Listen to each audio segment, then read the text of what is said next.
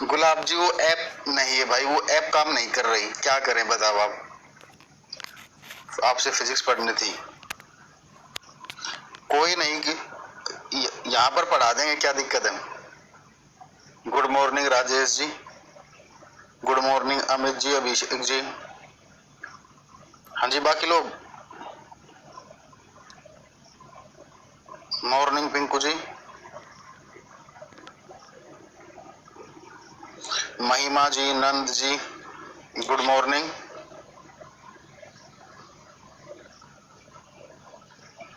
जल्दी से आ जाइए सभी लोग, फिर स्टार्ट करते हैं।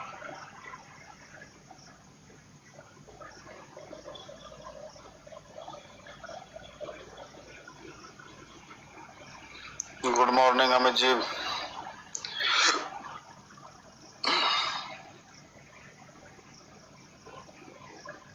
ग्रुप डी का थर्ड सेट कल 3:30 बजे करवाया था बेटा। टाइमिंग थोड़ी चेंज हो जाती है टाइम की वजह से, तो आज होगा। वॉल्यूम कम आ रही है? कम तो नहीं आनी चाहिए सर। डेली 2 क्लास ही करवाई, आज 3 क्लास होगी। भाई मेरी तो एक ही है ना, मुझे नहीं बताना अब अपनी क्लास दूसरी क्लासेस का है या नहीं। कभी कहते हो आपकी बायो की क्लास नहीं होती। अभी भी कम आ रही है आवाज? अब बताना, अब कम आ रही है? अब आवाज ठीक है या नहीं?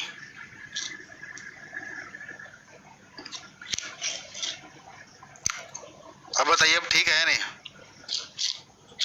प्रीवियस 2011 से 2019, हाँ प्लीज कराएंगे भाई, सोल्व कराएंगे, मना किसने किया है। आ तो रही है, सब कह रहे हैं आ रही है। सर आज काफी दिन बाद लाइव क्लास देख पा रही हूँ, मैंने पूरी रात में सारी रिकॉर्डेड क्लास कंप्लीट की है, मुझे लाइव लेनी थी आपकी। ओके महिमा जी। हाँ भाई बच्चों, चलो भाई स्टार्ट करते हैं। गुड मॉर्निंग अशरफी जी। एक मिनट रुकना बच्चों, बस मैं कुछ, आज बाकी बच्चे नहीं आ रखे क्या?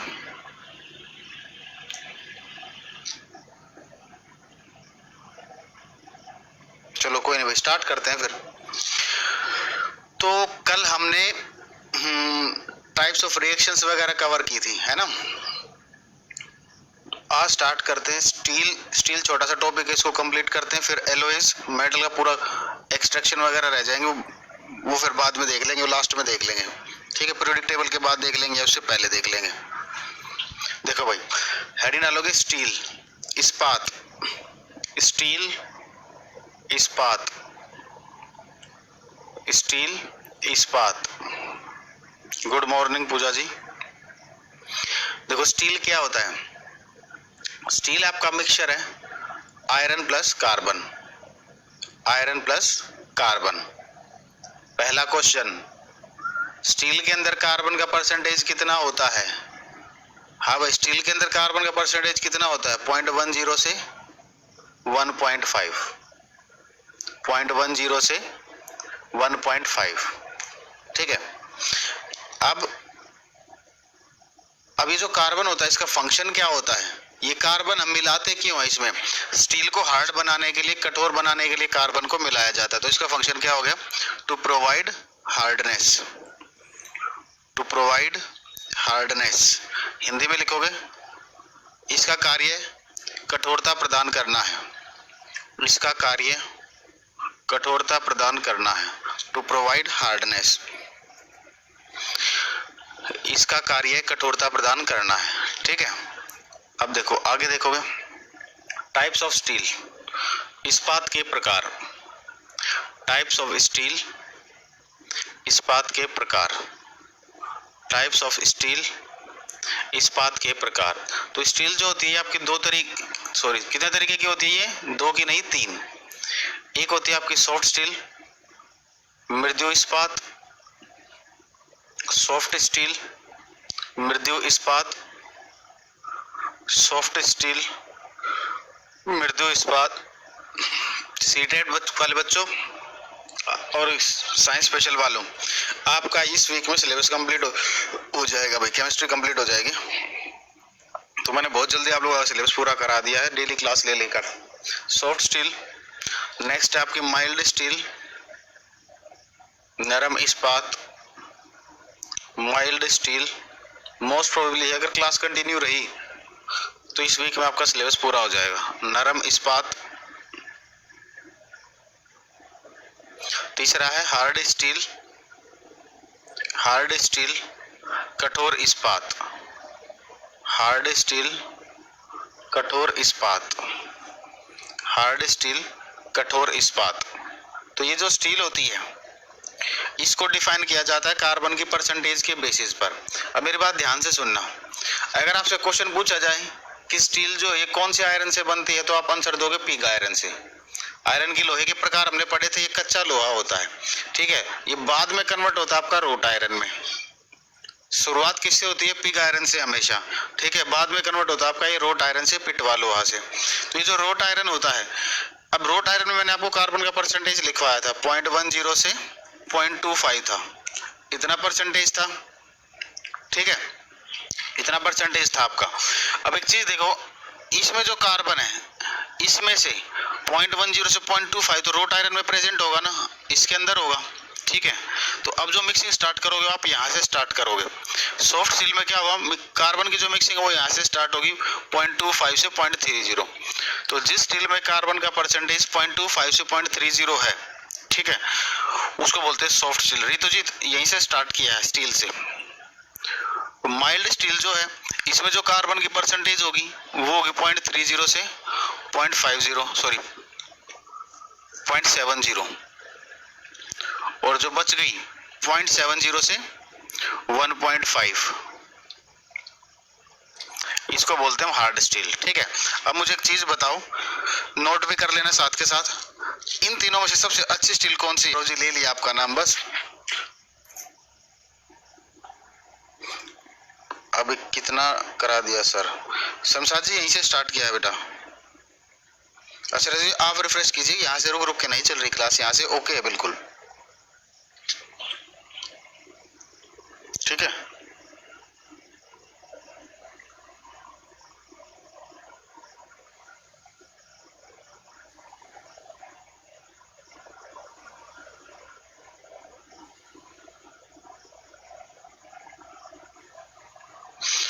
हाँ भाई हेमंत जी कह रहे हैं सॉफ्ट स्टील अच्छी है।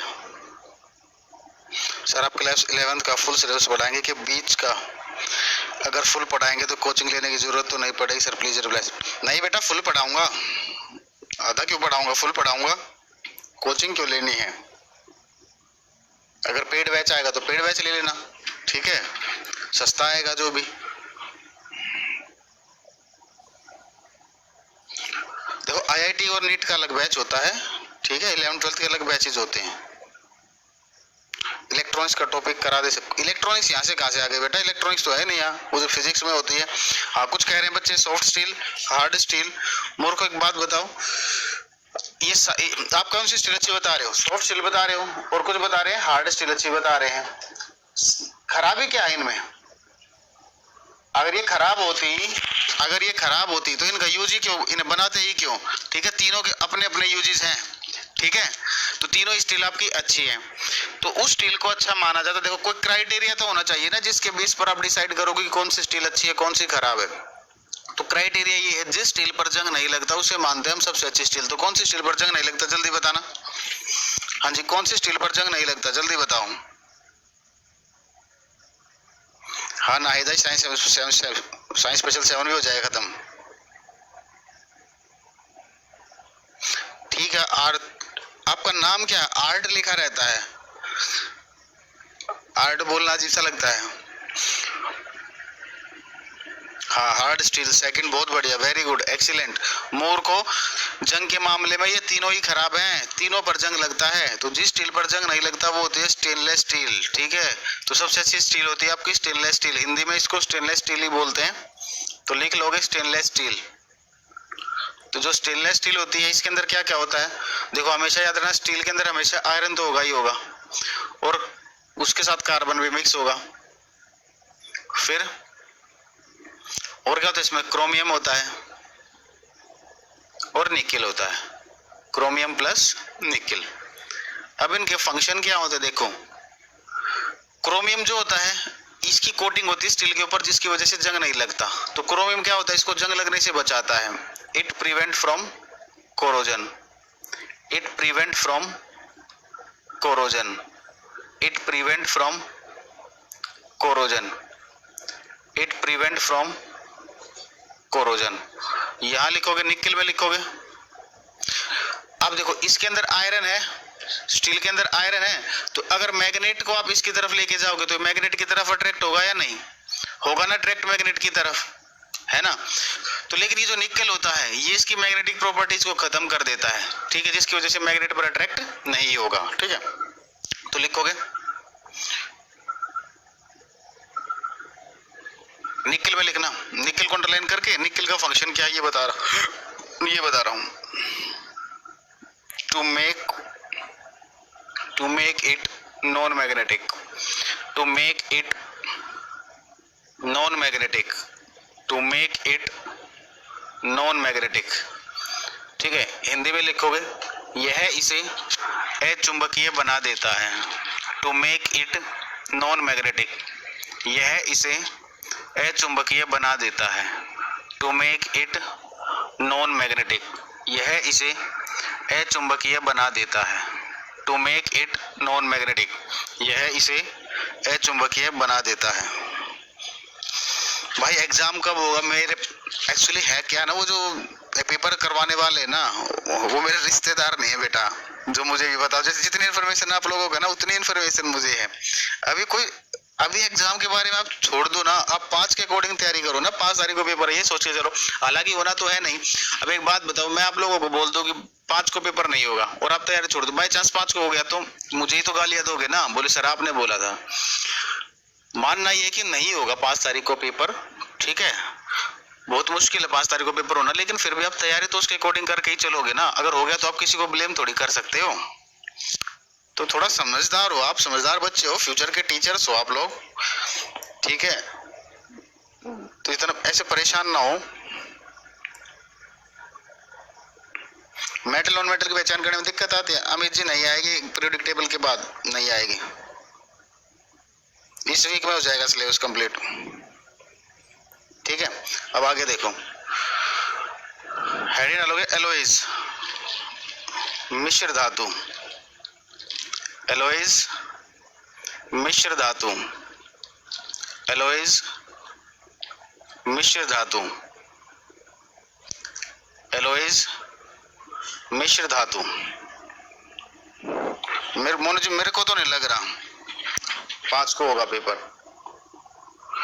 एलोइज कैसा मिक्सचर होता है, एक बात बताइए, जो एलोइज है ये कैसा मिक्सचर है, ये एक होमोजीनियस मिक्सचर होता है, एक समांगी मिश्रण होता है, ठीक है। डेफिनेशन तो अभी लिखवाऊंगा।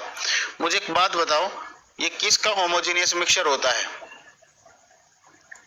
Metal plus metal, metal plus non metal, non metal non metal, या तीनों का, किसका होमोजीनियस मिक्सचर होता है। आ रहे प्रभु जी आपके कमेंट आ रहे, नाम भी ऐसा है प्रभु जी। रीचा जी होमोजीनियस है, ये हेट्रोजीनियस नहीं है।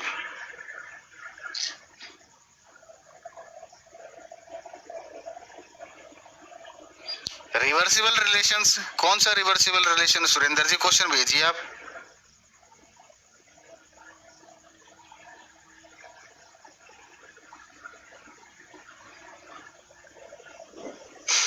तीनों का, मोनू जी कह रहे metal plus metal, Nand ji non metal, metal plus metal, ठीक है, बहुत बढ़िया, वेरी गुड, एक्सीलेंट। मूर्खो ये तीनों का नहीं होता, ये दोनों का होता है, ठीक है। लिखोगे इट इज ए, बताता हूँ, वेट कीजिए आप एक बार, सुरेंद्र जी बात करेंगे आपके टॉपिक पर। पहले लिखो इट इज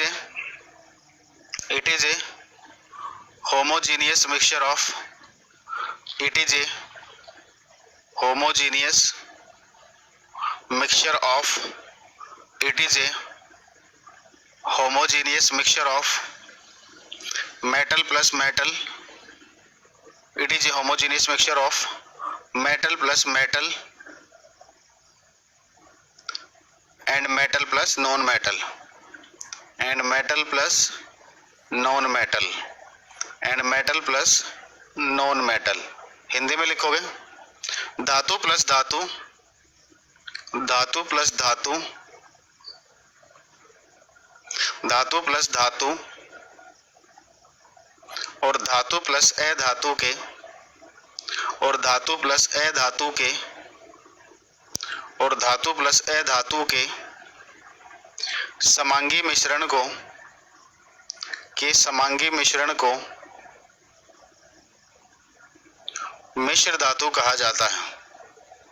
समांगी मिश्रण को मिश्र धातु कहा जाता है, मिश्र धातु कहा जाता है। सुरेंद्र जी आप कह रहे हो ना रिवर्सिबल वाला, बेटा वो इक्विलिब्रियम बोलते हैं उसे, ठीक है, वो कराऊंगा।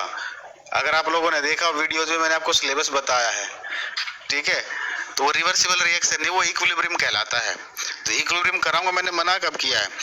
आपका सिलेबस बच्चा कितना है? इक्विलिब्रियम हालांकि कोई कराता नहीं, लेकिन मैं फिर भी करा रहा हूँ।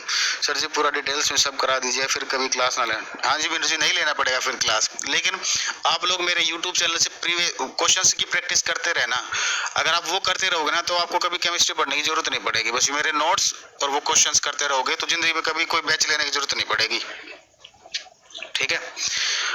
अब देखो एलओएच के कुछ एग्जाम्पल्स हैं, ये आपसे पूछे जाएंगे, तो मेन एग्जाम्पल के बारे में बात करते हैं। सबसे पहले आता है शोल्डर। जो फ्यूज वायर होता है ना, आपका फिजिक्स वाले बच्चों मैंने आप लोगों को पढ़ाया भी है, ये सीटेट में जो मैंने फिजिक्स पढ़ाई है, ठीक है, उसमें पढ़ाया भी है इस फ्यूज वायर के बारे में। तो ये जो शोल्डर होता है किसकी, इसके अंदर कौन कौन से मेटल होते हैं? Tin plus lead. अब ध्यान से सुनना, लेड माने शीशा, टिन के माने टिन ही होता है। इसको याद करने का तरीका क्या बताया था मैंने? टीना शोल्डर पर लीड लगाती है, टीना शोल्डर पर लीड लगाती है, याद रहेगा ना, क्योंकि टीना एक लड़की का नाम है, उसे तो आप भूलोगे नहीं। और वो अजीबोगरीब टाइप की लड़की है, वो क्या करती है, लीड भी कहाँ लगाती है? ईयर में ना लगा के कहाँ लगाती है? शोल्डर। तो इस लाइन में तीनों चीजें नाम आ गई, शोल्डर एलॉय आ गई, टीना से टिन, लीड से लेड। इस तरीके से याद रखोगे, ठीक है। सुब्रत जी समांगी मिक्सचर क्या होता है बेटा? सॉल्यूशन की क्लास देखो एक बार, पिछली क्लास अच्छे से करो, बता देता हूँ फिर भी। जहां पर कंसंट्रेशन हर पॉइंट पर सेम रहती है उसे बोलते हैं हम समांगी मिक्सचर, ठीक है।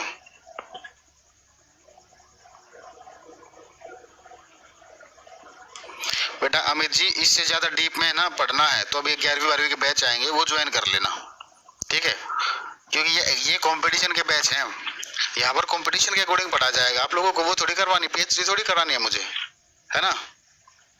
फिजिक्स आपसे पढ़ने का सपना है सर जी, यूट्यूब में पढ़ा दो, पढ़ा देंगे मीनू जी, अब सपना पूरा होने हो जाएगा, टेंशन ना लो, ठीक है। नेक्स्ट लिखोगे ब्रॉन्ज, कांसा, ब्रॉन्ज कांसा, ब्रॉन्ज कांसा। ब्रॉन्ज क्या होता है? देखो याद करने का तरीका ये तो पता ही होगा वैसे भी। अच्छा, ब्रॉन्ज को एक नाम और होता है, ब्रॉन्ज को बोलते हैं बेल मेटल, ठीक है। इसका यूज घंटियां बनाने में यूज करते हैं, ठीक है। तो याद करने का तरीका, टीना छाई हुई है, देखो टीना, टिन प्लस कॉपर। याद करने का तरीका, टीना एक लड़की है और लड़कियों की हैंडराइटिंग साफ होती है, तो हुआ क्या, टीना को ब्रॉन्ज मेडल मिला, किस बात के लिए? कॉपी बनाने के लिए। देख लो, साफ कॉपी बनाओगे तो उसे मेडल मिल रहा है, आप लोगों को सिलेक्शन मिल जाएगा, लेकिन आपको समझ में भी आना चाहिए, ठीक है। रिंटू जी कह रहे हैं सर फिर भी कंटेंट कम है, ठीक है बेटा, आपका कुछ नहीं हो सकता, ठीक है। आप कोई नहीं, आप कंटेंट पूरा करते रहिए, अलग अलग टीचर के पास जाइए, सारे टीचरों के बैच लीजिए, ठीक है। किसी के पास थोड़ा बहुत 1-2 पेज एक्स्ट्रा मिल जाए तो जोड़ लेना मेरे नोट्स में, है ना। इससे ज्यादा मिलेगा भी नहीं, अगर मिल भी जाए तो फिर जोड़ लेना, वो वाहियात है, मत जोड़ना, वो पेपर में नहीं आएगा, लेकिन ठीक है। आप लोग डिसाइड करोगे, कंटेंट कम है, आप लोगों को ज्यादा पता है, हमें ज्यादा पता है, पता नहीं भाई कैसे बच्चे हो आप लोग। सही कहते, कितना भी पढ़ा लो पर कोई फर्क नहीं पड़ने वाला। आप लोगों के लिए तो वही टीचर अच्छा जो थोड़ा सा भी पढ़ा दे, तुम्हें हंसा दे, ठीक है, और तुम्हें समझ में भी आ जाए और वो पेपर में ना आए।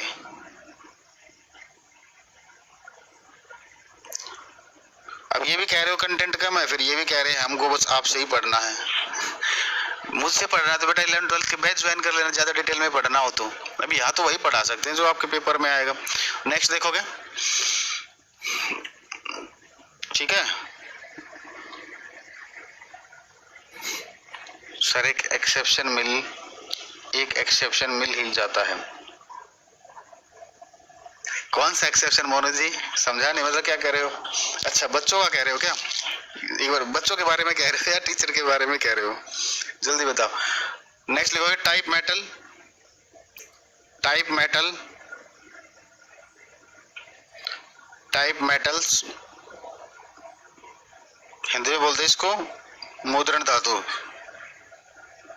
सर पीजी में तो पीजीटी में तो एमएससी लेवल तक का आता है बेटा। एमएससी लेवल यहाँ एमएससी लेवल की जरूरत नहीं है वहाँ, वैसे 11वीं 12वीं का है वो भी काफी। अगर आप लोग वहाँ के कॉन्सेप्ट करें ना तो वही काफी है।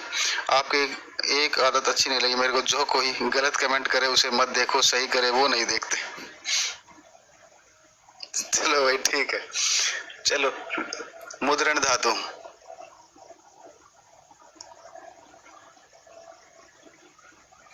देखो टाइप मेटल कैसे याद करोगे?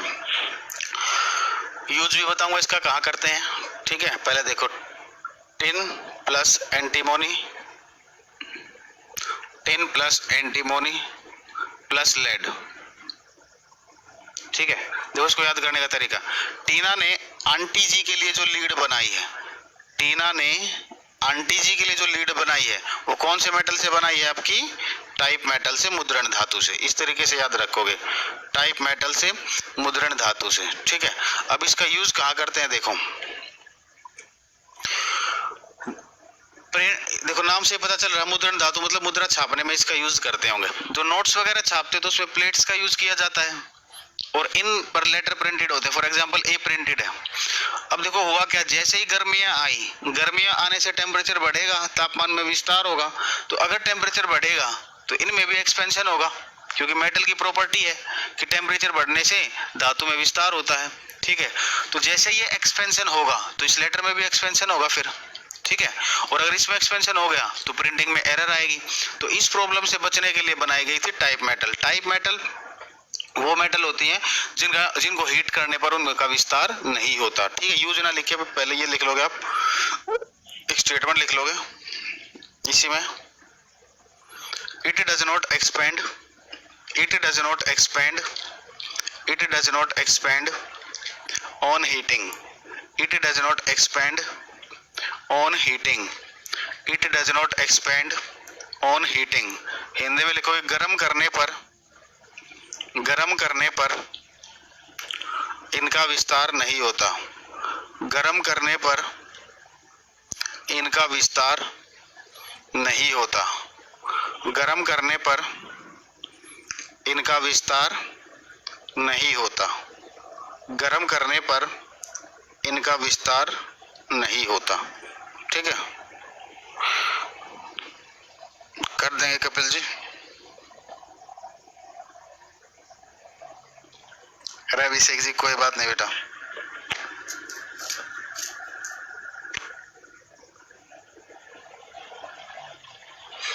अभिषेक जी कोई दिक्कत नहीं होगी आपको, यहाँ से टेंशन ना लो, ठीक है। तो इसका यूज यहाँ लिख लेते हैं। इसका यूज कहाँ करते हैं? प्रिंटिंग में, ठीक है, छपाई में लिखोगे। टाइप मेटल का use, it is used, it is used, it is used in printing, it is used in printing. इसका प्रयोग, इसका प्रयोग छपाई में किया जाता है, इसका प्रयोग छपाई में किया जाता है, इसका प्रयोग छपाई में किया जाता है।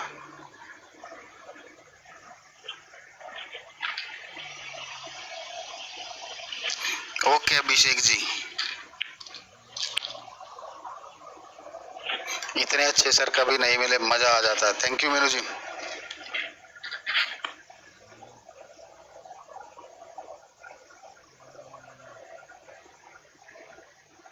अच्छा पीछे हाइड हो गया वो, सॉरी पहली बार लिखा भूल गया मैं इंग्लिश में बोल देता हूँ। क्या लिखा मैंने? It is used in printing, इसका प्रयोग छपाई में किया जाता है, ठीक है।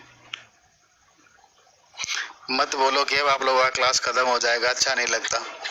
अमित जी बेटा क्या करें, सिलेबस तो कंप्लीट हो ही जाएगा, ठीक है। फोर्थ देखो आगे, निक्रोम। निक्रोम ये किसकी मिश्रित धातु है? ये nickel plus chromium, nickel plus chromium, ठीक है। तो निक्रोम का यूज कहाँ करते हैं पता होगा आप लोगों को। निक्रोम का यूज कहाँ करते हैं? जितने भी हीटिंग एलिमेंट होते हैं, हीटिंग एलिमेंट जैसे कि हीटिंग एलिमेंट जैसे कि प्रेस में होता है, प्रेस का जो बेस होता है पहले वो गर्म होगा फिर काम करेगा। हीटर की जो कुंडली होती है वो भी किसकी बनी होती है? निक्रोम की। पहले वो गर्म होगी फिर वो काम करेगी, ठीक है। तो ये निक्रोम का यूज कहाँ करते हैं हम? हीटिंग एलिमेंट बनाने में। तो हीटिंग एलिमेंट का बेसिकली एग्जाम्पल ही लिख लो, या ऐसे लिख सकते हो। एग्जाम्पल बता दो, इलेक्ट्रिक हीटर कॉइल में हीटर की कुंडली, इलेक्ट्रिक हीटर कॉइल हीटर की कुंडली बनाने में। दूसरा electric iron press, electric iron press, ठीक है। ये दो ही मेजर यूज है। पांचवा देखो, ब्रास पीतल, ब्रास पीतल, ब्रास पीतल ये किसकी मिश्र धातु है? Copper plus zinc, copper plus zinc, copper plus zinc. Six देखोगे, गन मेटल, गन धातु, गन मेटल, गन धातु। देखो इसको याद करने का तरीका, इसको कंपेयर करोगे आप ब्रोंज के साथ। याद करने का तरीका बता रहा हूं, नहीं तो आपको फिर जैसे क्रैम करना वो आपकी इच्छा है, ठीक है। कंपेयर करोगे ब्रोंज के साथ, क्योंकि आप लोगों को पता ब्रोंज मेटल किसको मिला था? टीना को मिला था, ठीक है। क्यों मिला था? कॉपी बनाने के लिए मिला था। तो ब्रोंज क्या था? Tin plus copper.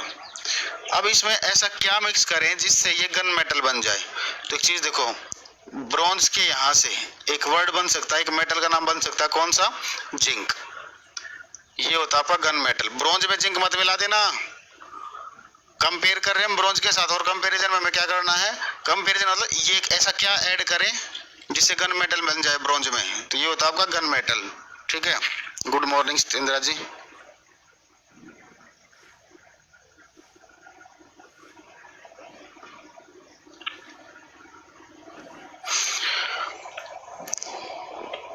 Gun powder तो मैंने रीचा जी आपको लिखवाया है, एसिड बेस सोल्ट में देखना गन पाउडर, मैंने बताया आप लोगों को गन पाउडर तो, ठीक है। नेक्स्ट लिखोगे अमेलगम, ठीक है। इसमें एक मेटल फिक्स है, दूसरा कुछ भी हो सकता है, ठीक है। वो मेटल कौन सा है? मरकरी। तो लिखोगे in this mercury is present, इसमें पारा होता है। In this mercury is present, इसमें पारा होता है। जैसे अगर बोलोगे सोडियम एमलगम बोलते हो तो मतलब sodium plus mercury, zinc amalgam बोलोगे तो जिंक प्लस मरकरी, ठीक है।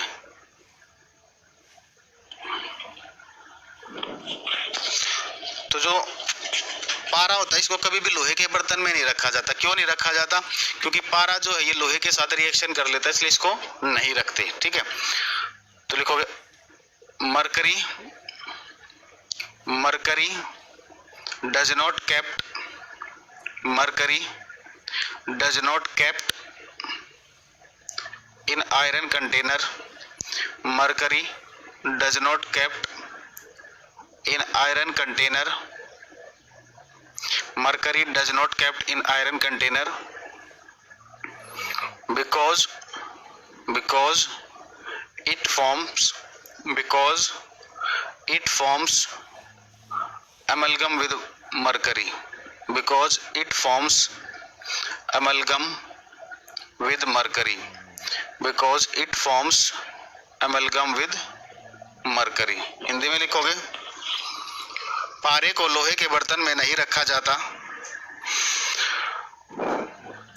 पारे को लोहे के बर्तन में नहीं रखा जाता, क्योंकि पारे को लोहे के बर्तन में नहीं रखा जाता क्योंकि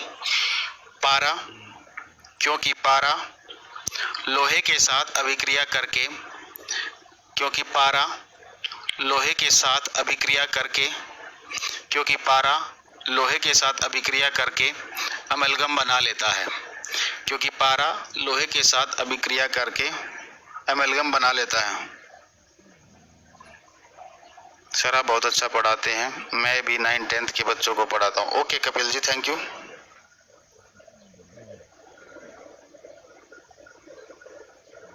सर आप इतनी मेहनत करके पढ़ा रहे हो, एक हाथ पे माइक्रोफोन पकड़ के और एक हाथ पे लिख कर, थैंक यू सर। बेटा आप लोगों को समझ में आना चाहिए बस, ठीक है। आगे देखो 8th,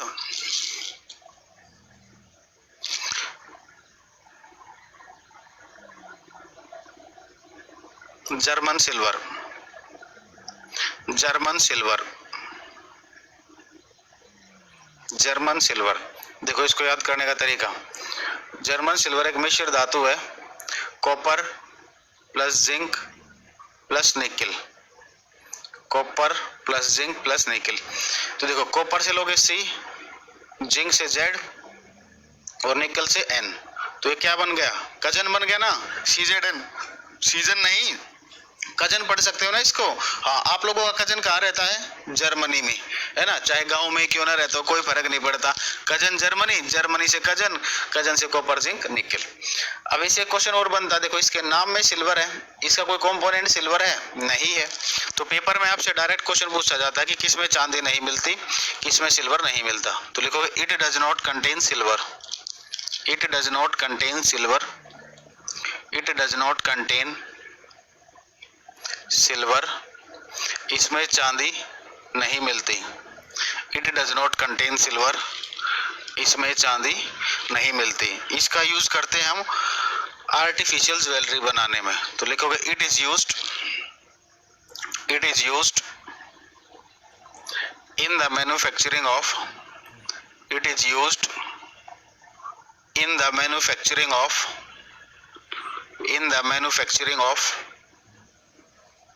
artificial jewellery, in the manufacturing of artificial jewellery. Hindi में लिखोगे इसका प्रयोग कृत्रिम आभूषण बनाने में किया जाता है, इसका प्रयोग कृत्रिम आभूषण बनाने में किया जाता है, इसका प्रयोग कृत्रिम आभूषण बनाने में किया जाता है, इसका प्रयोग कृत्रिम आभूषण बनाने में किया जाता है। न्यूज जी आप मैसेज कर दीजिए, या नंबर याद कर नहीं कर सकता मैं, ठीक है, व्हाट्सएप पर मैसेज कर दीजिएगा। सर आप जैसे टीचर बहुत कम मिलते हैं, thank you Kapil ji. Saurabh ji sir reaction कैसे बनता है? भाई याद करना पड़ेगा, मैं समझा नहीं वैसे आपका क्वेश्चन एग्जैक्टली, ठीक है। तो यहाँ तक किसी को कोई डाउट?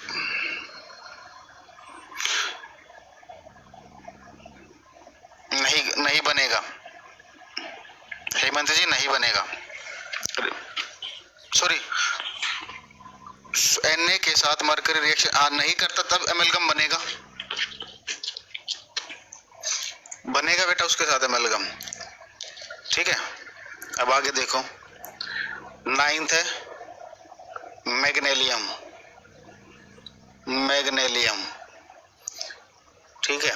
इसमें क्या होगा, इसके नाम से ही पता चल रहा है, magnesium plus aluminium, magnesium plus aluminium. एक फोन की लाइट चली जाती है, बार बार उस पर हाथ मारना पड़ता है, एक हाथ में माइक है, लिखना पड़ता है।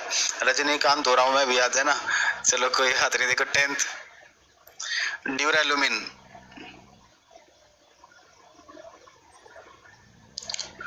देखो इसमें क्या होगा, aluminium, magnesium, aluminium, magnesium plus copper, plus copper plus manganese. Sir reaction कैसे बनती है, ये कैसे पता चलेगा कि इसमें H2 निकलेगा? बेटा ये तो याद करना पड़ेगा, इसका कोई लॉजिक नहीं है, याद ही करना पड़ेगा। इन दोनों का यूज करते हैं 9th और 10th एरोप्लेन्स के पार्ट्स बनाने में। कहाँ यूज करते हैं? पार्ट्स ऑफ एरोप्लेन, वायुयान के हिस्से बनाने में। पार्ट्स ऑफ एरोप्लेन, वायुयान के हिस्से बनाने में, ठीक है। एक होते हैं आपके मिश मेटल, मिश मेटल। लेंथेनोइड्स आप लोगों ने सुना होगा, तो इसके अंदर होता क्या है, 95% लेंथेनोइड्स होते हैं, 95% लेंथेनॉइड्स,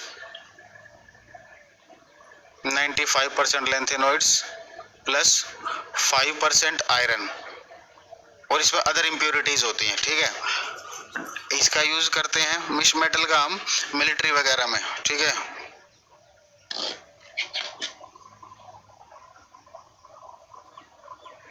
क्या बात करनी है आपको कपिल से, विकास जी?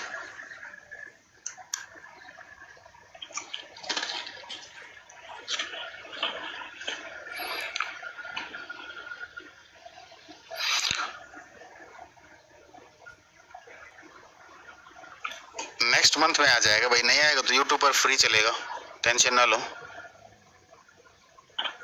अच्छा, एल निको, देखो इसके नाम से पता चल रहा है इसमें क्या होगा, एल्यूमिनियम होगा, निकेल होगा, कोबाल्ट होगा। इसका यूज कहाँ करते हैं हम? परमानेंट मैग्नेट्स बनाने में, स्थायी चुंबक बनाने में, परमानेंट मैग्नेट्स बनाने में, स्थायी चुंबक बनाने में। Good morning Ashish ji. You are best teacher I have ever seen. Thank you Ashish ji. ये एलओए आपका कंप्लीट हो गया है, ठीक है। मैं कह रहा हूँ अमेलगम जो होता है वो आयरन के साथ नहीं बनता आनंद जी, मैंने ये बताया है, ठीक है। लिखा भी होगा देखो, does not kept in because it forms, अच्छा इट डज नॉट लिखना, because it does not form भाई, ओ हो सॉरी, हाँ ठीक तो है, हाँ ठीक लिखा है, ठीक लिखा है।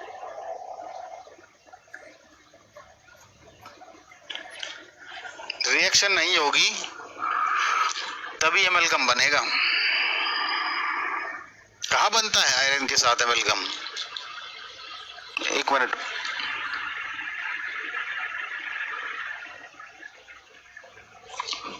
अच्छा मैंने स्टेटमेंट थोड़ी गलत लिख दी बेटा, बिकॉज इट रिएक्ट लिखो, because it reacts with iron करना है इसको। थोड़ा सा कमेंट्स पर ध्यान चले जाते हैं ना तो ध्यान भंग हो जाता है। लिखो इट रिएक्ट्स विद मरकरी, बस ये लिख लो, ठीक है। इट रिएक्ट्स विद मरकरी लिख लो।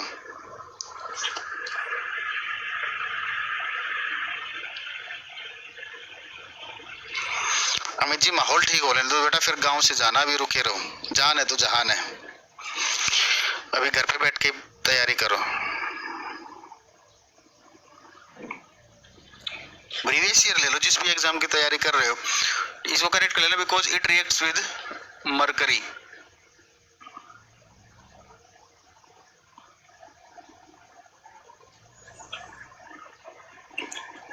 बेटा हिंदी में यह क्योंकि यह पारे के साथ अभिक्रिया करता है, क्योंकि यह पारे के साथ अभिक्रिया करता है।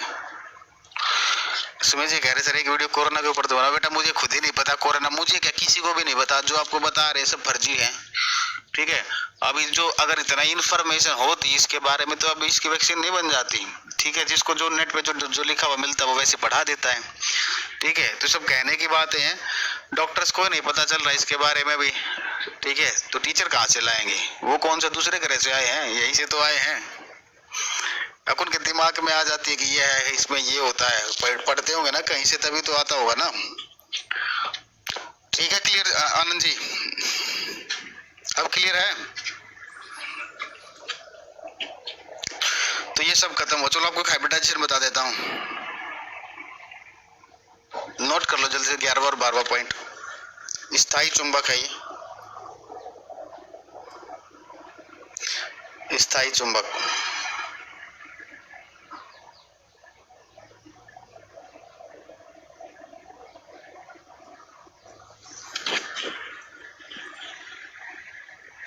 Effective teaching, thank you Nand ji.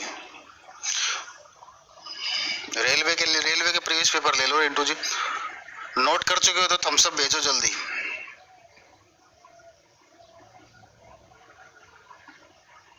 Awanish ji refresh कर लीजिए आप।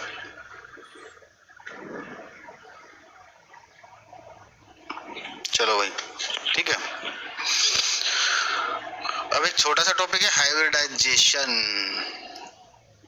अब ये देखो सीटेट वाले बच्चों घबराना नहीं है, जो यूपी टेट की तैयारी करते हैं उसमें आता है ये पेपर में, ठीक है। छोटा सा टॉपिक है, हाइब्रिडाइजेशन निकालनी आपसे पूछी जाती है, बिल्कुल आसान सा है, मैथ का खेल है बिल्कुल।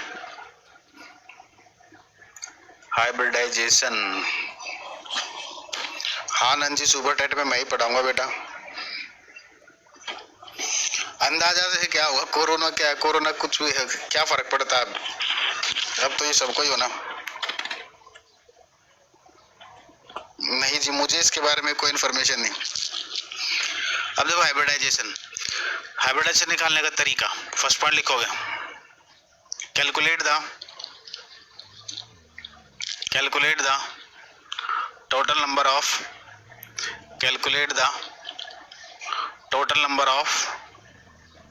valence electrons, calculate the total number of valence electrons, ठीक है। अब लिखोगे, हिंदी में लिखोगे, सबसे पहले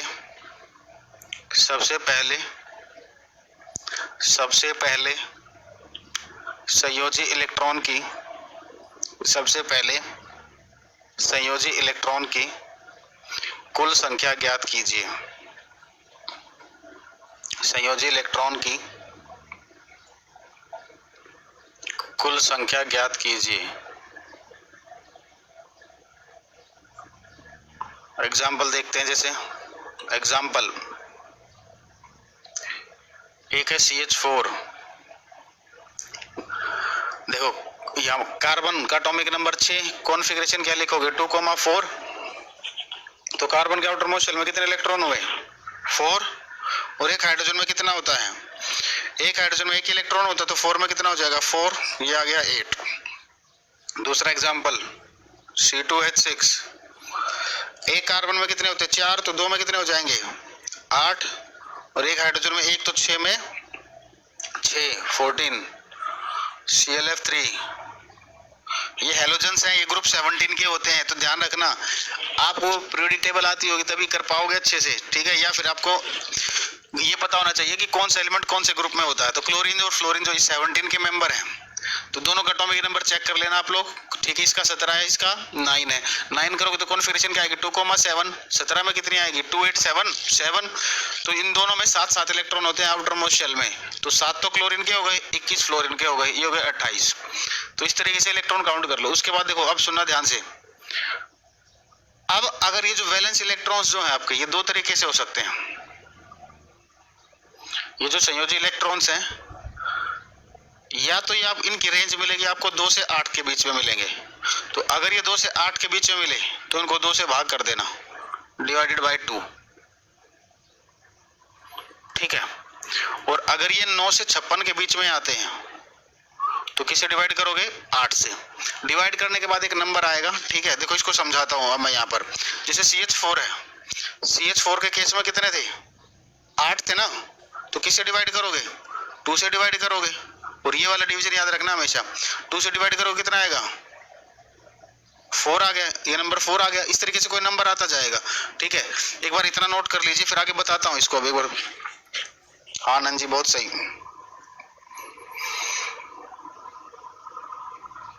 अभी एग्जिट ये तो बैच लेने से पहले सोचना चाहिए था ना बेटा आपने, 7 क्लास होंगे तो कैसे होगा।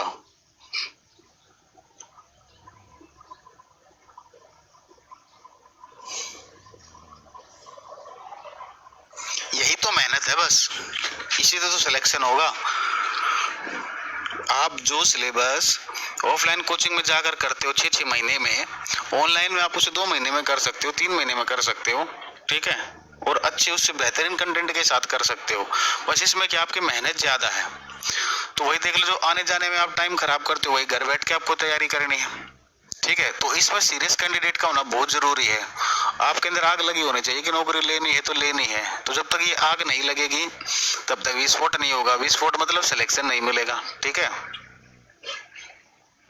अरे महिमा जी किसका सिलेबस नहीं लिखवाया, जो करा रहा हूँ वो सारा सिलेबस ही है आपका।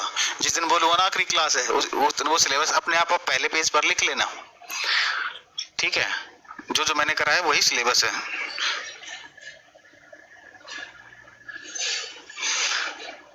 सर इसीलिए मैं लाइव क्लास नहीं करता हूँ, क्योंकि आपसे बात करने की तरफ ज़्यादा अटेंशन लग जाता है। अच्छा ओके अमित जी, तुमसे भेजो जल्दी, इसको नोट कर चुके हो तो। हाँ जी मोनू जी बिल्कुल सही है। ओ सॉरी 9 to 56 है ये बेटा, ये है 9 to 56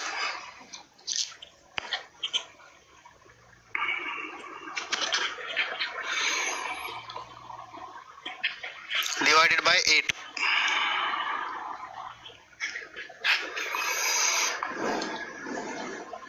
ठीक है, तो ये नंबर जो, और एक बार इनके बारे में बात कर ले, हाइब्रिडाइजेशन कैसे आती है। देखो अब देखो, जब आप डिवाइड करोगे तो डिवाइड करने के बाद पॉसिबिलिटी है कि नंबर आपका 2 आ जाए, नंबर आपका 3 आ जाए। इन नंबर्स का मतलब क्या होता है, 2 आने का मतलब होता है कि इसके अंदर 2 ऑर्बिटल होंगे, और सबसे पहले ऑर्बिटल कौन सा आता है, s, और उसके बाद कौन सा आता है, p। ठीक है, 3 होने का मतलब 3 ऑर्बिटल होंगे। अब मेरी बात ध्यान से सुनना, मैंने आपको जब इलेक्ट्रॉनिक कॉन्फ़िगरेशन लिखवाई थी तो p में बताया था, p के अंदर कितने बॉक्स हैं, 3 बॉक्स हैं। ठीक है, s के अंदर कितने बॉक्स थे, 1। तो s के अंदर 1 बॉक्स था, तो इसलिए हमेशा s की पावर 1 रहेगी। p के अंदर कितने बॉक्स है, 3, तो इसकी मैक्सिमम पावर कितनी हो सकती है, 3 तक जा सकता है। तो 3 का मतलब ये मान के चलो 3 डिब्बे, 2 का मतलब 2 डिब्बे, और हमेशा डिब्बा पहले s से स्टार्ट होगा। 3 डिब्बों में से 1 डिब्बा तो s का हो गया, 2 डिब्बे बच गए, तो 2 डिब्बे किसके हो जाएंगे, p के। ये मेरे कॉन्सेप्ट है, बहुत सिंपल तरीके से बता रहा हूँ, नहीं तो हायर लेवल की चीजें हैं ये। 4 का मतलब 4 डिब्बे, पहला डिब्बा हमेशा s का, 3 डिब्बे किसके हो गए, p के, sp3 हाइब्रिडाइजेशन। 5 डिब्बे, पहला डिब्बा s का, 3 p के, p में और तो है नहीं, तो इसके बाद क्या आ जाएगा, d। अगर छठा नंबर आया तो 6 डिब्बे, sp3d2, इस तरीके से। ठीक है, अब मैं आपको हाइब्रिडाइजेशन बताता हूँ। जैसे भी CH4 का केस किया था हमने, CH4 का इलेक्ट्रॉन कितने थे, 8, तो 8 तो किससे डिवाइड करोगे, 2 से, नंबर आया 4, तो 4 पर हाइब्रिडाइजेशन क्या है आपकी, sp3। ClF3 कितना था, 28, तो 28 को किससे डिवाइड करोगे, पहले 8 से डिवाइड करोगे, 8 3 24। अब इधर ध्यान से देखना, 4 इलेक्ट्रॉन आ गए। अब ये जो 4 इलेक्ट्रॉन है ये उस रेंज में आ गए ना, 2 to 4 की रेंज में। ये किस में आ गए आपके, 2 to 4 की रेंज, 2 to 8 की रेंज में आ गए ना, तो किससे डिवाइड करोगे ने, 2 से डिवाइड करोगे। तो कर दो भाई 2 से डिवाइड, तो ये 2 है और ये 3 है, दोनों को सम कर दो, 5 पर हाइब्रिडाइजेशन क्या है, sp3d। 5 पर क्या है, sp3d। ठीक है, इसी तरीके से C2H6 कितने आए थे, 14 आए थे, तो 14 को किससे डिवाइड करोगे, हाँ भाई 8 से, 6 आया, 6 को 2 से, दोनों को सम करोगे, एडिशन करोगे दोनों का, तो एडिशन करने के बाद वैल्यू 4 पर हाइब्रिडाइजेशन sp3। अब प्रैक्टिस आप खुद कर लोगे, मैंने बता दिया है। एक और बता देता हूँ, sp3d का बता देता हूँ एक केस, सबका एक केस बता देता हूँ। PCl5 है,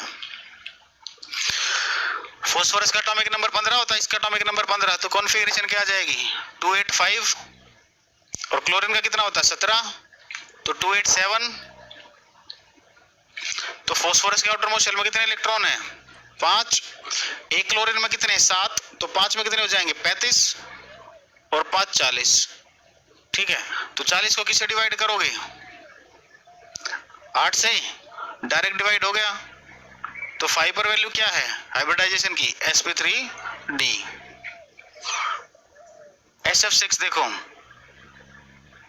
सल्फर का एटॉमिक नंबर कितना होता है, 16, तो कॉन्फ़िगरेशन क्या लिखोगे, 286, और फ्लोरीन का होता है 9, तो कॉन्फ़िगरेशन क्या लिखोगे, 2,7। तो सल्फर में इलेक्ट्रॉन कितने आउटर मोस्ट में, 6, फ्लोरीन में कितने, 1 में 7, तो 6 में 42, और 6 48। 48 को डिवाइड करोगे 8 से, हाइब्रिडाइजेशन sp3d। 2। ठीक है, ये थी हाइब्रिडाइजेशन, कंप्लीट हो गई, नोट कर लो जल्दी। अब किसी को डाउट हो तो पूछो।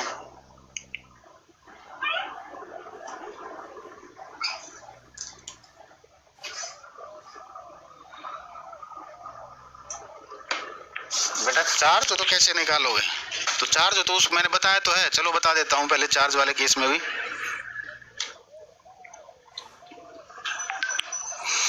इतना नोट कीजिए, चार्ज वाला केस भी देख लेते हैं।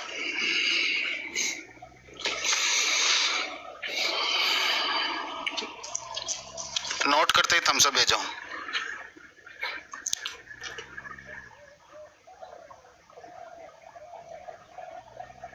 वाह सर, आपने बहुत इजी बता दिया सर। हाँ हेमंत जी, यही तो खासियत है हमारी, इतने डिफिकल्ट टॉपिक को 11वीं 12वीं के जो टॉपिक्स होते हैं हम उन्हें सिंपल वे में बता देते हैं बच्चों को। 8 कहाँ से आया? कौन सा 8 बेटा, किस में पूछ रहे हो 8 कहाँ से आया? मेरे को तो 8 कहीं से दिख ही नहीं रहा। कहाँ पर 8 पूछ रहे हो आप?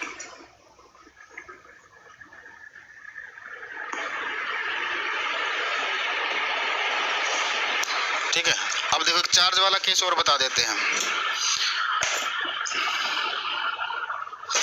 जैसे NH4 पॉजिटिव है, इसकी हाइब्रिडाइजेशन आपको निकालनी है। ये 4 है NH4, ठीक है। काउंट करो, N में आउटर मोस्ट में कितने हैं? 5, क्योंकि 7 है ना इसका एटॉमिक नंबर, तो 7 है तो 2,5। एक हाइड्रोजन में 1 है तो 4 में 4। उसके बाद मैंने स्टार्टिंग में पढ़ाया था क्या करना है, जितने इलेक्ट्रॉन्स जैसा चार्ज होगा उस चार्ज का साइन रिवर्स कर दो। इसमें से +1 है तो -1, तो कितना आ जाएगा? 8 को डिवाइड कर दो, किससे करोगे? 2 से, तो sp3। ये से लो चार्ज का, नेगेटिव होता तो प्लस कर देते। हाँ, एटॉमिक नंबर तो याद करने ही पड़ेंगे। मजा आ गया sir.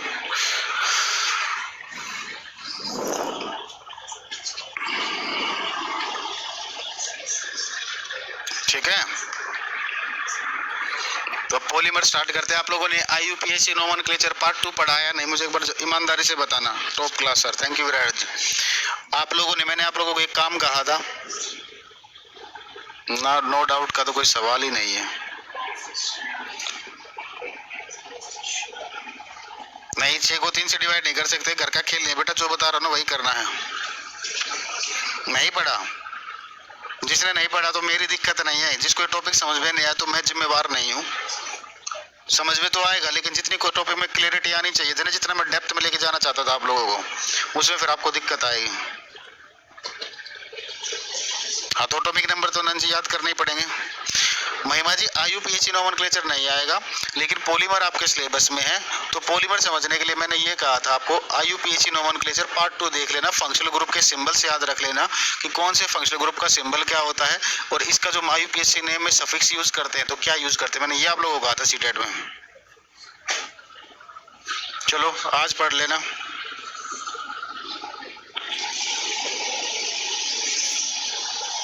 Sir seriously damn good, thank you Richa ji. कोई क्लास बंद नहीं होगा, नहीं आज ही पढ़ाएंगे, जितना होता है वो समझ में आ जाएगा, टेंशन न लो। नहीं, बॉन्ड लेंथ नहीं लर्न करनी।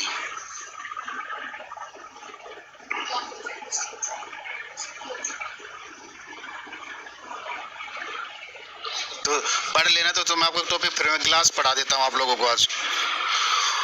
एक टॉपिक आपका ग्लास, कांच, वो पढ़ा देता हूँ। सीटेट में इससे कोई क्वेश्चन नहीं आया, करना चाहो तो बेटा कर सकते हो, नहीं चाहो तो इस क्लास के टॉपिक को आप छोड़ सकते हो, जाना चाहो तो जा सकते हो, फिर मैं क्लास कवर करा देता हूँ तब तक बच्चों का।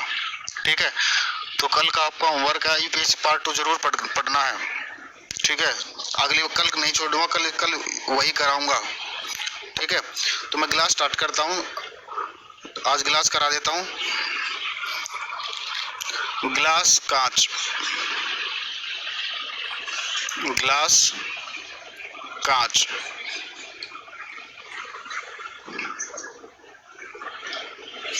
देखो ग्लास का फॉर्मूला क्या होता है, ये सीटेट वाले बच्चे भी करना चाहे तो कर ले, नहीं करना चाहते तो आप लोगों की इच्छा है।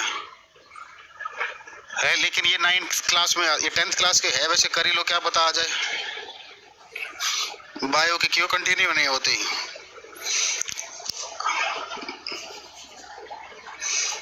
काम होता है मैडम को जी, ठीक है। मैडम अपनी भी तैयारी करते हैं ना यूपीएससी की,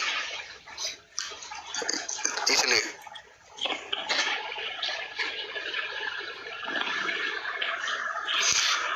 देखो ग्लास का फॉर्मूला होता है SO2। अब ये जो ग्लास होता है इसके अल्टरनेट नेम क्या क्या होते हैं?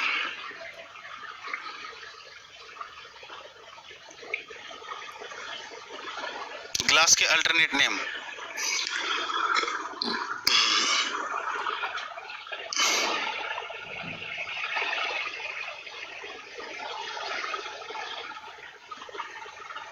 नहीं अमित जी बताया ऐसा गया हुआ, एक दिन में 2 क्लास लगेगी,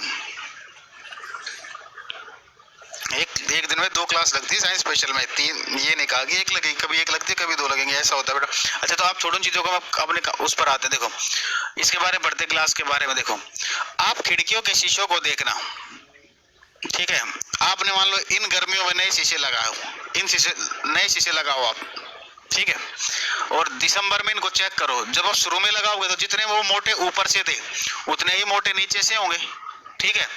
लेकिन जब आप दिसंबर में चेक करोगे ना तो यहाँ से आपको नीचे से वो आपको थिक दिखाई देंगे और ऊपर से वो थिन दिखाई देंगे। ऐसा क्यों होता है?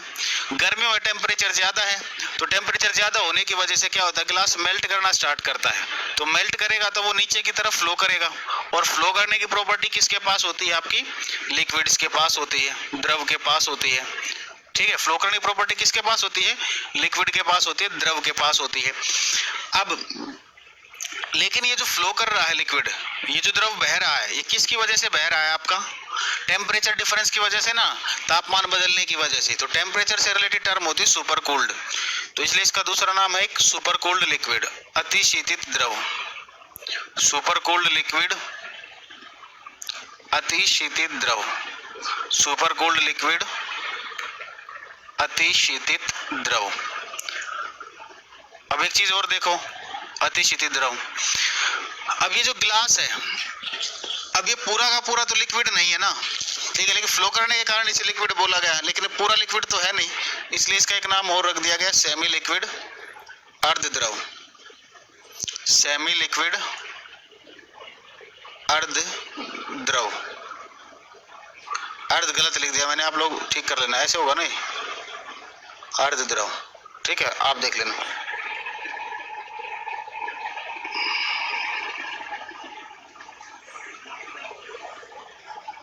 इम्पोर्टेंट है सर, सीटेट के लिए ग्लास वाला टॉपिक पूछ रहे हो या बता रहे हो मोनू जी? ये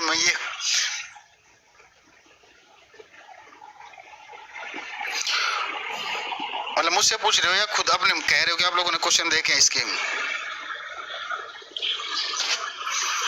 रॉ मटेरियल,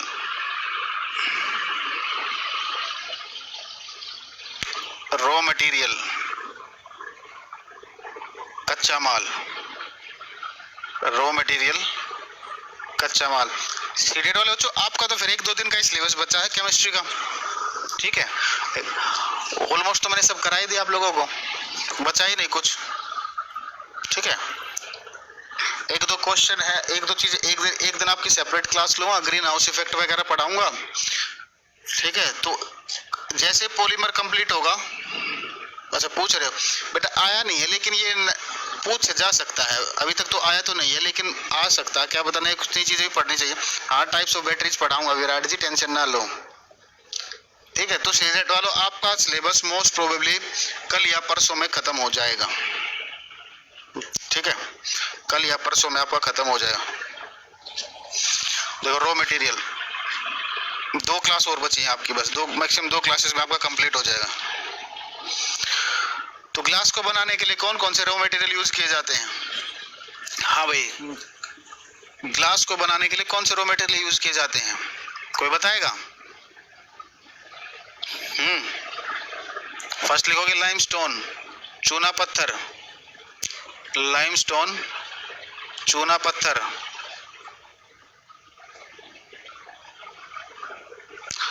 दूसरा है सैंड, बालू,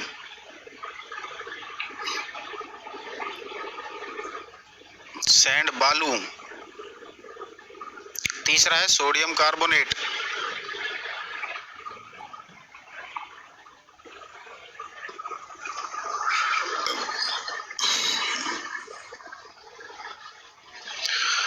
Na2CO3, सोडियम कार्बोनेट Na2CO3। अच्छा एक बात बताओ सीटेट वाले बच्चों, सर फिर आपकी क्लास ऑफ हो जाए? हाँ जी मेरी क्लास तो ऑफ हो जाएंगी। आपके अभी भी मेरी रिकॉर्डेड वीडियोस अभी भी पड़ी है आपके बैच में?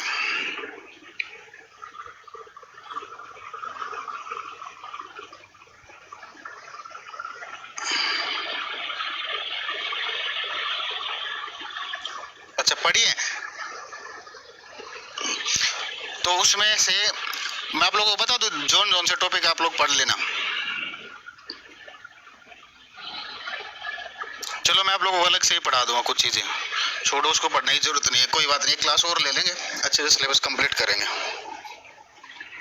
ठीक है मैं ही करा दूंगा, वो सारी देखने के मैं आप टाइम खराब करोगे, इतना टाइम है नहीं, तो मैं क्लास लेके मैं ही करा दूंगा आप लोगों को, या उसमें से कर लोगे जो टॉपिक मैं बताऊंगा, आपकी इच्छा है।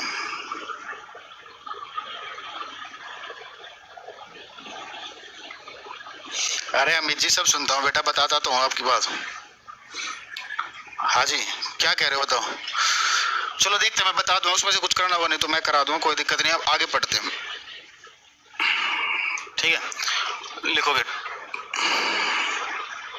जैसे आप बताएं, चलो मैं बता दूंगा जैसे करना होगा, पहले आप आज पढ़ लेते हैं। हेडिंग डालोगे टाइप्स ऑफ ग्लास। अच्छा एक लिख लो टाइप्स ऑफ ग्लास, कांच के प्रकार। क्वेश्चन आर टाइम और इंक्रीज कीजिए। यूट्यूब वाला कह रहे हो क्या बेटा विराट? यूट्यूब वाला चलो मैं डलवा दूंगा इसमें टॉपिक नेम एक दिन जाकर, टाइप्स ऑफ ग्लास। वैसे कौन सा नंबर आज आपकी क्लास का सीटेट में? कौन से नंबर की क्लास है आज ये? आप सही बताना ना, शायद गलत भेज रहे, नंबर भी गलत डले हुए हैं, जल्दी बताओ। एक सबसे पहले कलर्ड ग्लास। टोटल कितनी क्लासेज हो चुकी है सीटेट में केमिस्ट्री की? Coloured glass.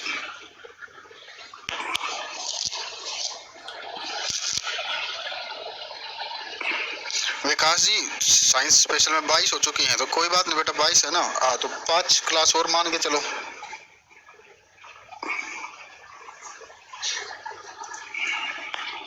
लाइव पढ़ने में अच्छा लगता है। ओके जी रेचा जी नंबर दे तो रखा, आपको डाउट होगा तो वहां से पूछना ना, कोई व्हाट्सएप नंबर आप लोगों के पास है मेरा, वहां से पूछोगे आप लोग डाउट। देखो कलर्ड ग्लास, अब देखो ग्लास में कलर प्रोवाइड करने के लिए कुछ स्टैंडर्ड सब्सटेंसेस होते हैं, वो आपको याद रखने हैं। ठीक है अब जैसे बात करें मैग्नीज डाइऑक्साइड, मैग्नीज डाइऑक्साइड, अगर मैग्नीज डाइऑक्साइड का यूज करेंगे तो इससे कलर आएगा पर्पल। अब इसके ऊपर सुनना ध्यान से, ठीक है। और एक होता है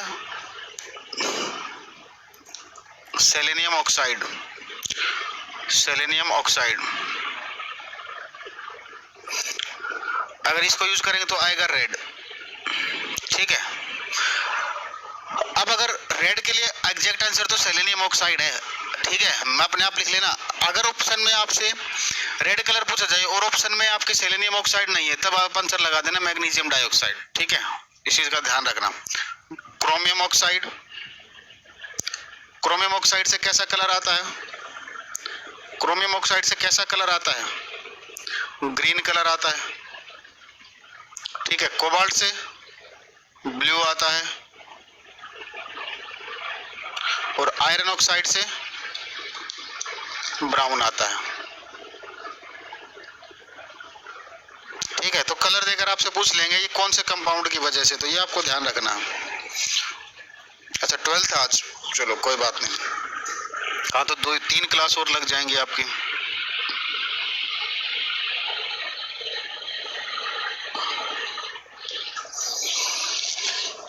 जल्दी से नोट करो, नोट करते हम सब भेजो।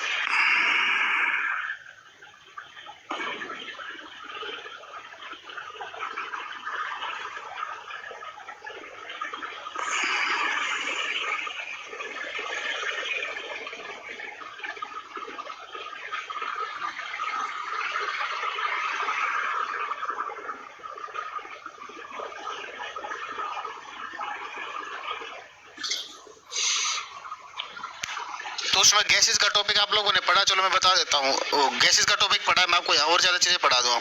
हाँ भाई सीटेट वाले बच्चों, गैसेस का टॉपिक पढ़ा है आपने? उसमें से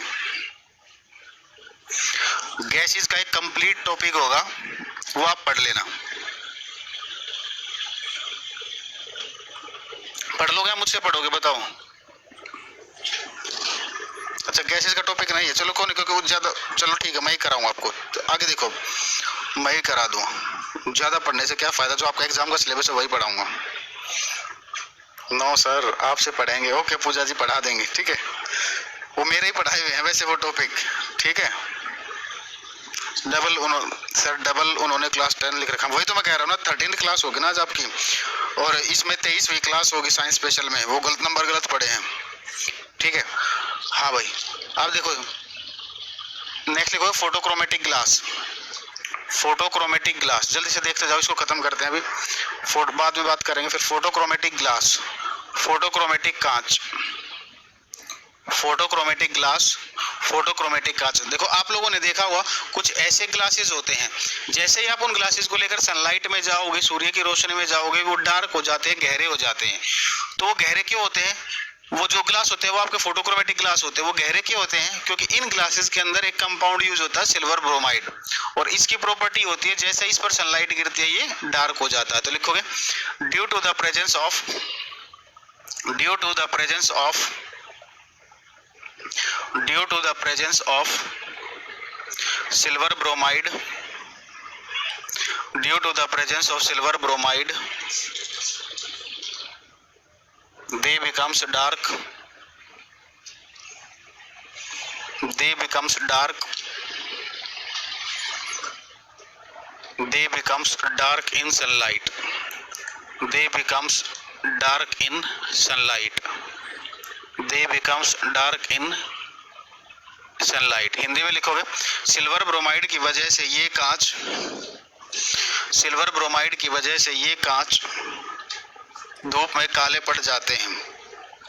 कोबाल्ट ऑक्साइड देखना पड़ेगा बेटा, मुझे फार्मूला याद नहीं क्योंकि कहीं पर आता नहीं, पूछा नहीं जाता, ठीक है।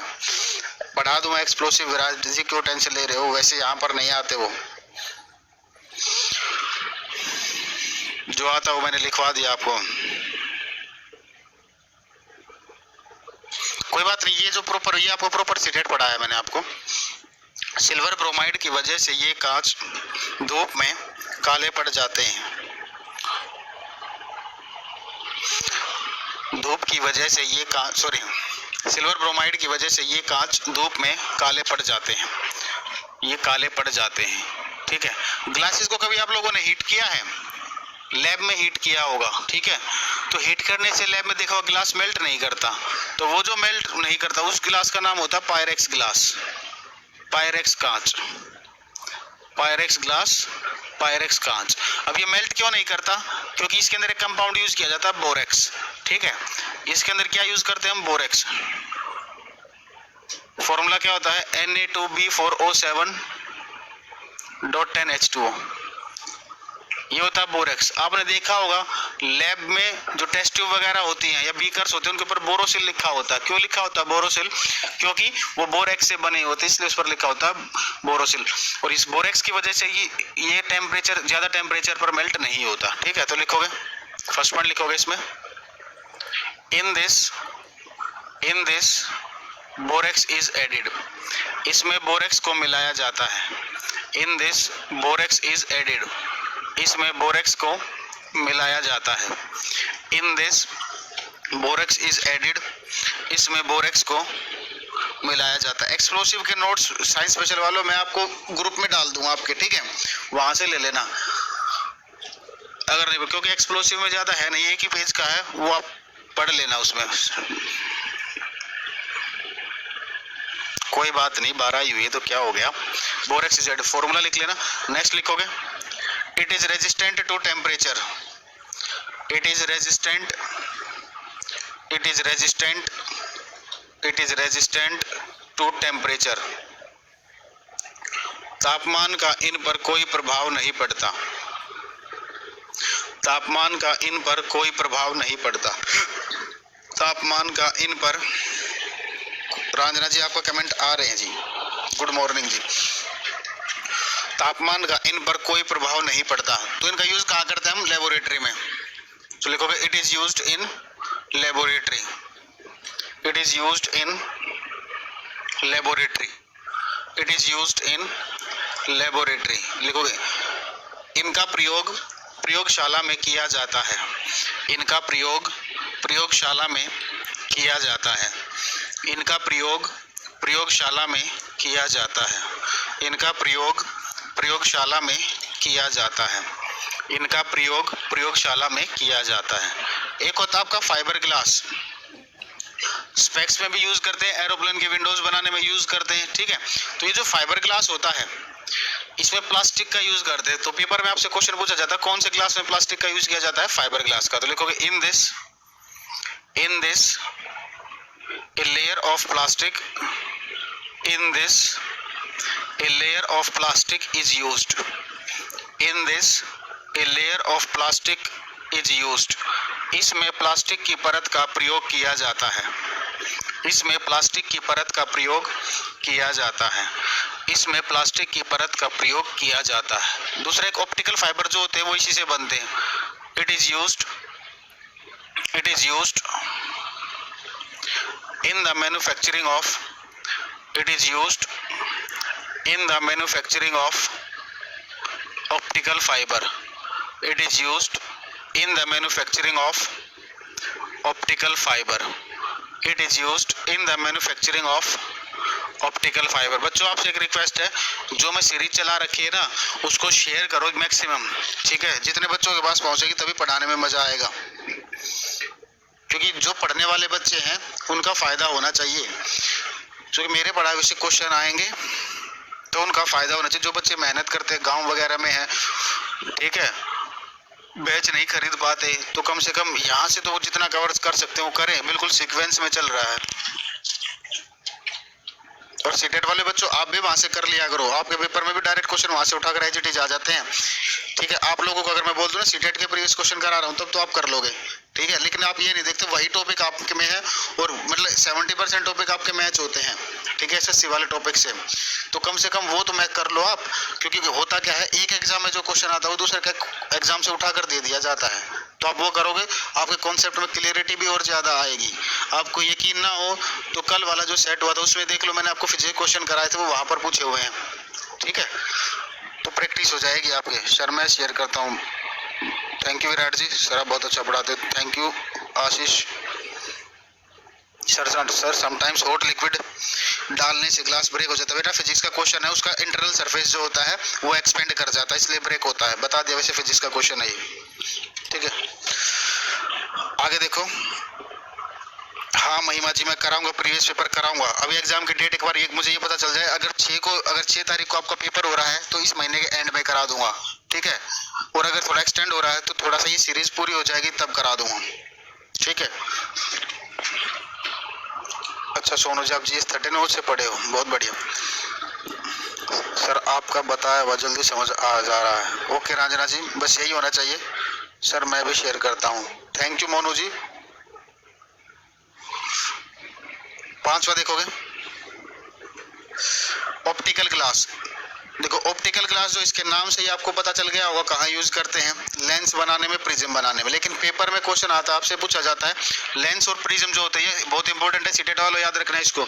लेंस और प्रिज्म जो होते हैं कौन से ग्लास के बनते हैं? ऑप्टिकल ग्लास के। लेकिन खास बात क्या है, ये आपको ऑप्शन में नहीं मिलेगा, ऑप्शन में मिलेगा ये फ्लिंट ग्लास। तो इसका याद रखोगे, इसका दूसरा नाम है फ्लिंट ग्लास। तो इसका यूज कहाँ करते हैं हम? लेंस और प्रिज्म बनाने में। इट इज यूज्ड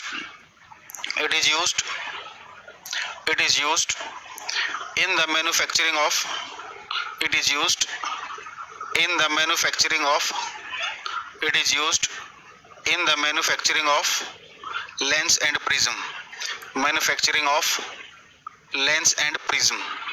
इसका प्रयोग लेंस और प्रिज्म बनाने में किया जाता है, इसका प्रयोग लेंस और प्रिज्म बनाने में किया जाता है। संजीव जी मैंने कहा अभी इस वीक में मैं बिजी हूँ, ग्रुप बनाने में लगा हूँ, इसलिए क्वेश्चन के आंसर नहीं दे पाता, क्योंकि क्वेश्चन के आंसर दूंगा तो मैं ढूंढते बच्चों को ऐड करते हुए नीचे जाता हूँ, बच्चे का मैसेज मिलता है क्वेश्चन पूछ रहा है, अगर उसका जवाब दे दिया तो मैं वापस ऊपर पहुंच जाऊंगा, फिर वहां से मुझे वापस नीचे आना पड़ेगा। ठीक है, तो अभी मैं 1 वीक के लिए भी नहीं दे पाता, लेकिन जो ऊपर आते हैं क्वेश्चन, जब मैं बैठा हूँ सबसे ऊपर किसी का क्वेश्चन आ रहा हो, ठीक है, तो मैं कर देता हूँ।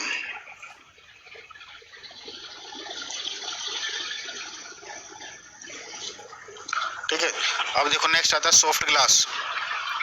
6th आपका सॉफ्ट ग्लास, इसी का दूसरा नाम होता है सोडा ग्लास, सॉफ्ट सोडा, और एक नाम और होता है ऑर्डिनरी ग्लास, सॉफ्ट सोडा और ऑर्डिनरी ग्लास। तो इसका यूज कहाँ करते हैं हम, जो आपके इलेक्ट्रिक बल्ब होते हैं या ट्यूबलाइट्स होती हैं, ये खिड़कियों में जो शीशे लगे होते हैं वो होते हैं सॉफ्ट ग्लास या सोडा ग्लास या ऑर्डिनरी ग्लास। ठीक है, तो लिखोगे it is used in the manufacturing of it is used in the manufacturing of it is used in the manufacturing of it is used in the manufacturing of it is used in the manufacturing of electric bulb comma tube light, electric bulb comma tube light and window panes देखो pens में ये लिखना PANES, Hindi में लिखोगे इसका प्रयोग नहीं, आरती जी art हो या जो भी हो, ठीक है, आप YouTube से करोगे, मैंने YouTube पे करा रखा UPSC पूरा। इसका प्रयोग विद्युत बल्ब ट्यूबलाइट, इसका प्रयोग विद्युत बल्ब ट्यूबलाइट और खिड़कियों के शीशे बनाने में किया जाता है। इसका प्रयोग विद्युत बल्ब ट्यूबलाइट और खिड़कियों के शीशे बनाने में किया जाता है। इसका प्रयोग विद्युत बल्ब ट्यूबलाइट और खिड़कियों के शीशे बनाने में किया जाता है। ठीक है, नेक्स्ट लिखोगे, एक बात बताओ, चुलबुल पांडे के चश्मे देखे हैं? हाँ भाई, चुलबुल पांडे के चश्मे देखे हैं? देखे होंगे चुलबुल पांडे के चश्मे, तो बताना उसे कौन सा ग्लास बोलते हैं? बोलो।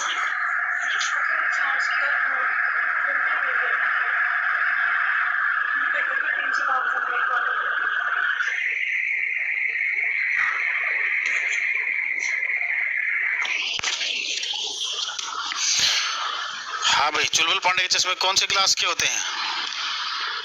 क्या बोलते हैं उसे? ये बोलते हैं ना?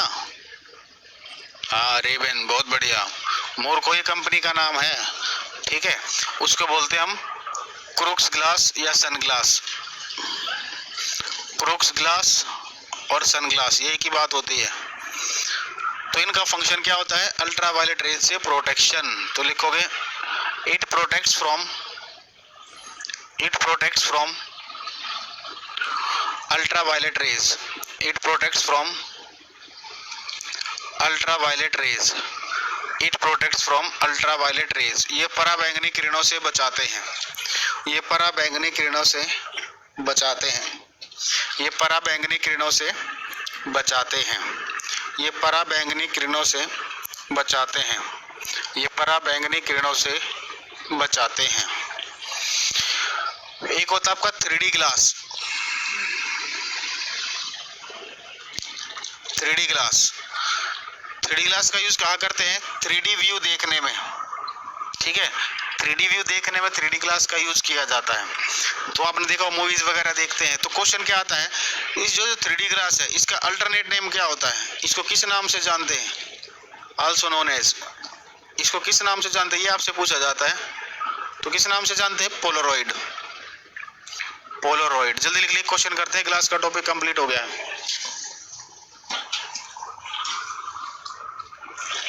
अच्छा, नोट करके एक पॉइंट और लिख लेना इसके नीचे।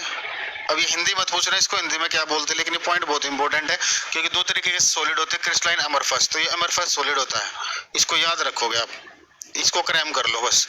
Glass is an example of, Hindi में आप देख लेना भाई क्या बोलते हैं, मुझे नहीं पता।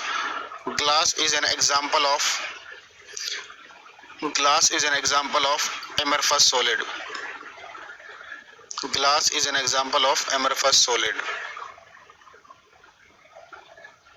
एंड क्वार्ट्ज, दोनों का फॉर्मूला सेम होता है भाई, and quartz is an example of crystalline solid. ये याद रखोगे आप, ये क्रैम कर लेना भाई। समझा तो सकता हूँ मैं इसको, लेकिन फायदा नहीं है इतना, फिर भी थोड़ा बहुत बता देता हूँ। देखो एमरफस अगली शीट पर बता दूंगा, ये यहीं पर देख लो, तो ब्रैकेट में बना लोगे। देखो क्रिस्टलाइन सॉलिड क्या होते हैं, यहाँ पर जो पार्टिकल्स का अरेंजमेंट होगा ना वो सिस्टमेटिक होगा, बिल्कुल रेगुलर होगा। जैसे ये regular system, particle regular distribute जिस सॉलिड में होते हैं वो होता है क्रिस्टलाइन। एमरफस में क्या होगा, इरेगुलर डिस्ट्रीब्यूशन होगा। ये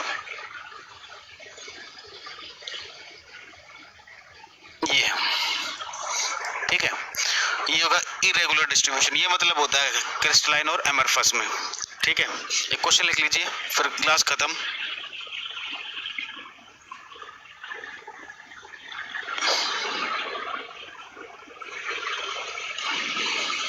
लिखो, in which of the following solution, in which of the following solution, in which of the following solution, in which of the following solution glass is soluble, glass is soluble। Hindi में लिखोगे, निम्न में से किस विलयन में, निम्न में से किस विलयन में कांच घुलनशील होता है, निम्न में से किस विलयन में कांच घुलनशील होता है, निम्न में से किस विलयन में कांच घुलनशील होता है, निम्न में से किस में कांच घुलनशील होता है, निम्न में से किस में कांच घुलनशील होता है। ऑप्शन देखोगे,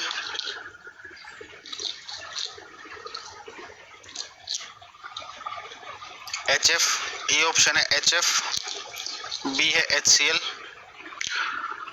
C है HBr, D है HI।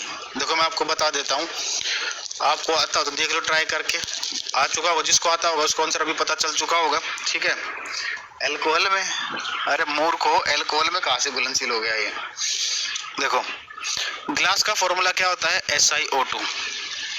ठीक है, ग्लास रिएक्शन करता है HF के साथ, HF के साथ रिएक्शन करके वो बनाता है H2SiF6। इस एसिड का नाम होता है हाइड्रोफ्लोरोसिलिसिस एसिड, याद रखना इसको, हाइड्रोफ्लोरोसिलिसिस एसिड, हाइड्रोफ्लोरोसिलिसिस एसिड, हाइड्रोफ्लोरोसिलिसिस एसिड। ठीक है, तो ये था ग्लास, तो ये किसके साथ रिएक्शन कर रहा है, हाइड्रोजन फ्लोराइड के साथ, तो आंसर क्या हो जाएगा ए। तो दोनों को याद रखना भाई, इसको भी याद रखना, इसको भी याद रखना। ठीक है, तो ये था आपका ग्लास, ग्लास आपका कंप्लीट हुआ है। ठीक है, तो आप लोगों से रिक्वेस्ट है, सीटेट वाले जो IUPAC नोमेनक्लेचर का पार्ट 2 है उसको जरूर देख लें आज किसी भी हालत में। और उसमें आपको क्या देखना है, रूल्स नहीं सीखने, आपको क्या देखना है उसमें, आपको ये देखना है कि जैसे कार्बोक्सिलिक एसिड है, ठीक है, ये कार्बोक्सिलिक एसिड है, आपको याद रखना है इसका सिंबल क्या होता है, COOH। ठीक है, और उसके लिए सफिक्स कौन सा यूज करते हैं, ओइक एसिड। बस ये चीज देखनी है आपको फंक्शनल ग्रुप की, ये चीज देखनी है और कुछ नहीं देखना। और इनको लिस्ट भी बनानी है, पेपर में लिख, अपने नोट्स में भी बना लेना। सभी की कल की क्लास से पहले ये चीज कंप्लीट कर लें।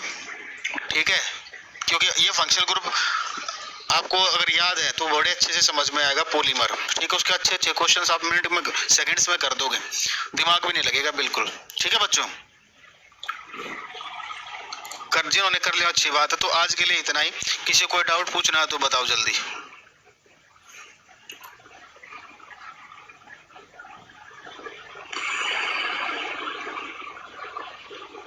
तो मैंने कब कहा आरजी ओनली केमिस्ट्री से ही एग्जाम होगा, मैं तो कह ही नहीं रहा।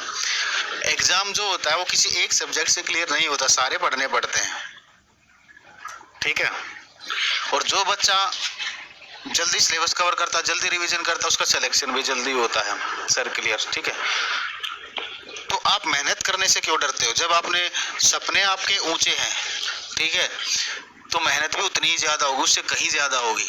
एक बार मेहनत कर लो, 1 साल अच्छे से, 6 महीने अच्छे से कर लो, बस दिन रात मेहनत कर लो, 6 महीने सिलेक्शन बिल्कुल पक्का होगा। भूल जाओ सब कुछ, ठीक है, शादी वादी, कोई फंक्शन, ठीक है, घर वाले सबको भूल जाओ 6 महीने के लिए, सिर्फ ओनली बुक्स, ठीक है, तब सिलेक्शन होता है बेटा। इतना जल्दी, इतना आसानी से सिलेक्शन नहीं होता। जो आप 3 क्लास देख के घबरा जाते हो, सीटेट वाले बच्चों को देखो, वो अच्छी क्लास भी करते हैं, ठीक है, क्योंकि उन्हें पता है नौकरी की वैल्यू क्या है। आप लोग अभी एसएससी में फंसे हुए हो, घर वालों से पैसा मिल रहा, मौज मस्ती कट रही, तो कोई दिक्कत नहीं हो रही, ठीक है। तो मेहनत करने से मत डरो, मेहनत करो अच्छे से। एक बार मेहनत कर लो, चाहे कुछ भी हो जाए, कि अब इस बार सिलेक्शन लेना है।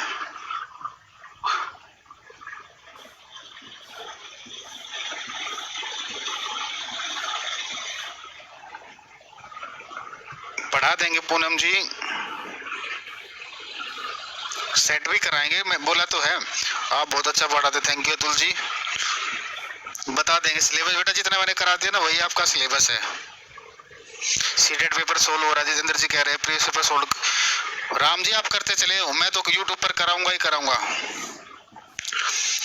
पीडीएफ डाल दो सर अभी तक की। किस चीज की PDF Ram ji?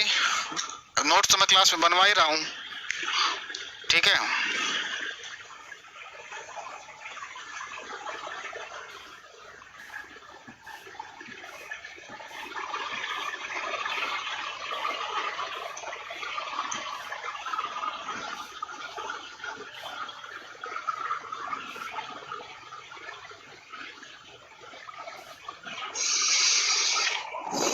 Sir four ethyl three hexane का स्ट्रक्चर बता दो। इसमें क्या है?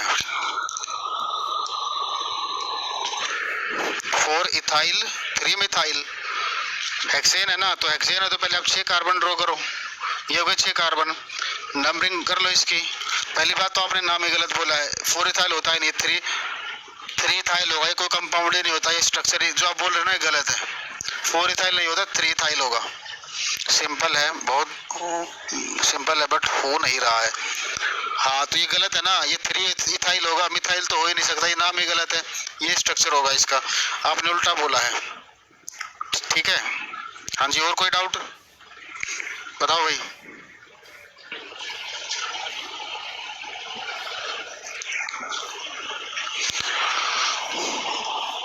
हाँ रंजना जी बोलिए, आपका कमेंट। सर कल कौन सा चैप्टर बताएंगे? कल पॉलीमर पढ़ाएंगे जी, पॉलीमर, उसी के बारे में तो बता रहा हूँ। Okay sir, you are good advisor, thank you Monu ji, ठीक है। चलो भाई खत्म करते हैं अब। नहीं रख सकते आनंद जी, यही तो लिखवाया है, क्योंकि वो रिएक्ट कर जाएगा आयरन के साथ, ठीक है। तो बच्चों फिर कल मिलते हैं, सब पढ़ लेना, यूपीएससी नोमेनक्लेचर पार्ट 2 तो जरूर पढ़ लेना। आज के लिए इतना ही, ओके, थैंक यू।